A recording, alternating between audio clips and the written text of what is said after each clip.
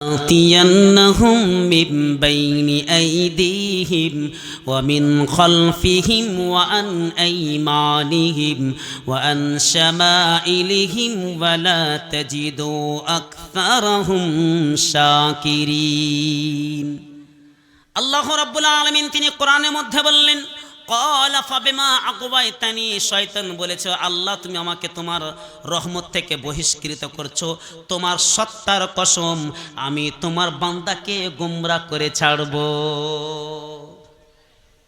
আমি তাদের পথে উৎপেতে বসে যাব সিরাতে মুস্তাকিমের পথে বসে যাব জান্নাতের পথে বসে যাব তাওহীদের পথে বসে যাব তাদেরকে জান্নাত আমি পেতে দেব না অত সহজে আমি জান্নাত পেতে দেব না তাদের কাছে আসবো মিন বাইনি আইদিহিম তাদের সামনে থেকে ওয়া মিন খালফিহিম তাদের পিছন থেকে ওয়া আন আইমানিহিম তাদের ডান দিক থেকে ওয়া আন শামাইলিহিম তাদের বাম দিক থেকে ওয়ালা তাজিদু আকসারাহুম শাকিরিন আর বেশিরভাগই মানুষকে আপনি অকৃতজ্ঞতা প্রকাশ করতে দেখতে পাবেন শয়তানের এটা চ্যালেঞ্জ আল্লাহর কাছে আল্লাহকে বলল শয়তান তুমি যেরকম ভাবে আমাকে জান্নাত থেকে বের করেছো এই জান্নাতে আমি তোমার বান্দাকে ঢুকতে দেব না অবশ্যই তাদেরকে গোমরাহ করব পথভ্রষ্ট করব তাদেরকে বিতাড়িত করব জান্নাতে আমি তাদেরকে স্থান দেব না এটা হাত পা ধুয়ে আমি লেগে যাব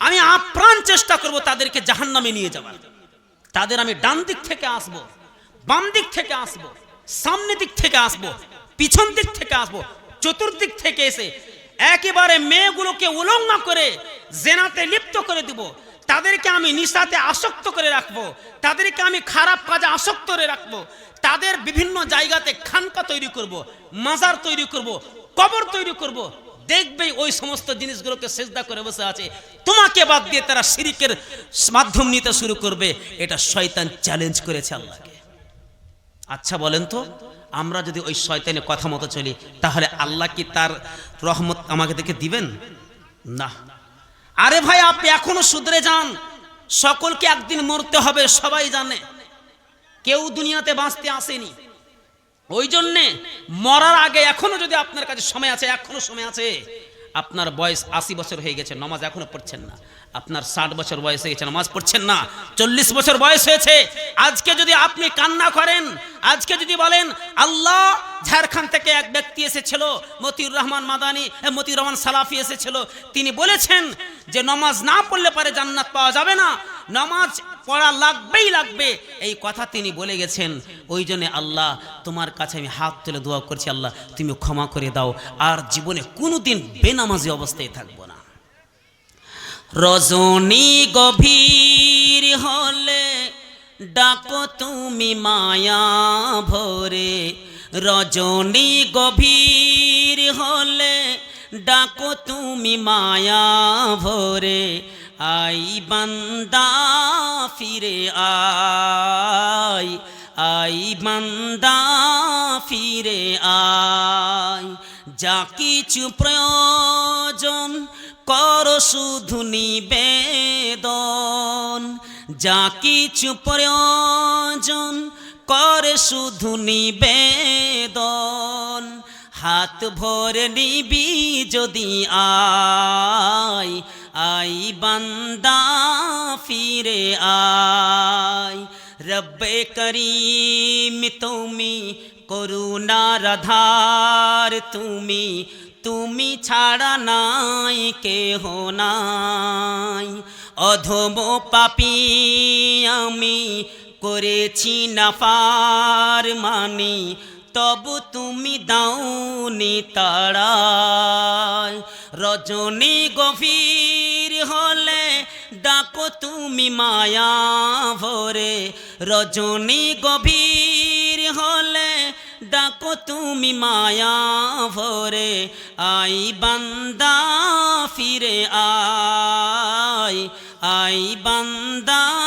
ফিরে আয় যা কিছু প্রয়োজন করে শুধু নিবেদন যা কিছু প্রয়োজন করে শুধু নিবেদন হাত ভরে নিবি যদি আয়, আই বান্দা ফিরে আয়। আপনার মরা পর্যন্ত আল্লাহ তাআলা আমাকে আপনাকে সুযোগ দিয়েছেন। ভাই, এক শিক্ষক ছাত্রকে প্রশ্ন করছে, ভালো করে শুনবেন। ছাত্রকে প্রশ্ন করছে যে কারা নামাজ পড়ে না। তো ছাত্র উত্তর দিচ্ছে, কাফের মুশরিকেরা নামাজ পড়ে না। ভালো করে শুনবেন, কাফের মুশরিকেরা নামাজ পড়ে না। শিক্ষক বলছে, মাশাআল্লাহ, অবশ্যই কাফের নামাজ পড়ে না। যারা কাফের তারা কি নামাজ পড়ে না? পড়ে না। আর কারা নামাজ পড়ে না? তখন ছাত্র বলল, যারা মারা গেছে তারা নামাজ পড়ে না। ভালো করে বুঝবেন, মরা মানুষ নামাজ পড়ে না। আচ্ছা, মাশাআল্লাহ, খুব ভালো হয়েছে। 3 নম্বর, এবং পাগল ব্যক্তি নামাজ পড়ে না।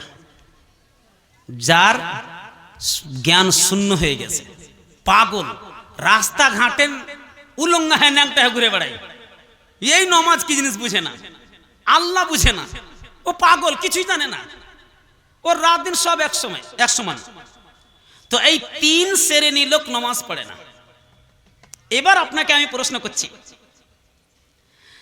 আপনি কাদের অন্তর্ভুক্ত হবেন আগে বলেন?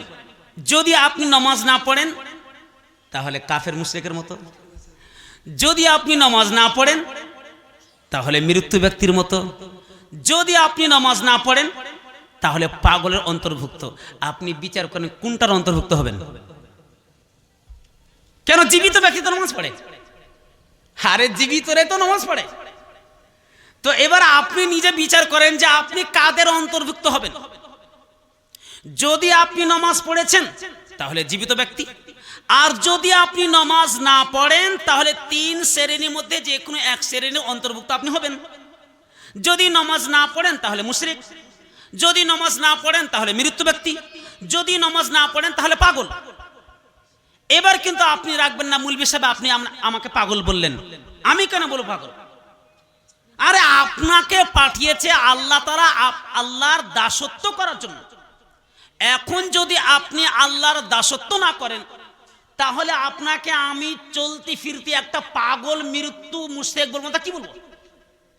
প্রত্যেকটা আলেমের একটা রায় রয়েছে, প্রত্যেক মুহাদ্দিসিনে কেরামের একটি রায় আছে, যারা নামাজ পড়ে না এরা কাফের কাফের কাফের।